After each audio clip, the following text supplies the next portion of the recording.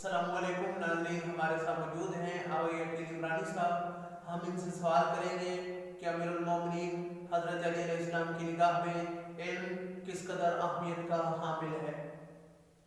بسم اللہ الرحمن الرحیم۔ حضرت علی علیہ السلام اللہ کے رسول کی بارگاہ میں تشریف فرما تھے تو اس وقت اللہ کے رسول نے ارشاد فرمایا، یا علی، تم چاہتے ہو کہ تمہیں اس دنیا میں 6 لاکھ دینار دیے جائیں، یا تم چاہتے ہو تمہیں اس دنیا میں 6 لاکھ عثمان دیے جائیں، یا تم چاہتے ہو کہ تمہیں 6 لاکھ کلمات کی تعلیم دی جائے؟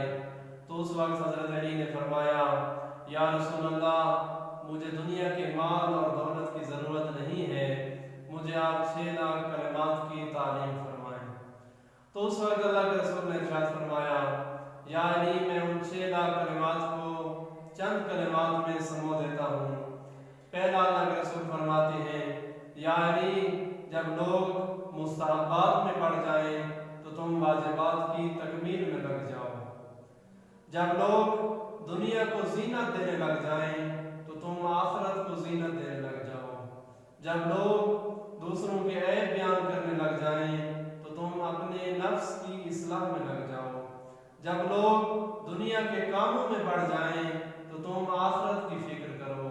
جب لوگوں کو دیکھو کہ مخلوق کے سامنے دست دراز کر رہے ہیں تو تم اس وقت خدا کے سامنے دست دراز کرو، غیر خدا کے سامنے کبھی دست دراز نہ کرنا۔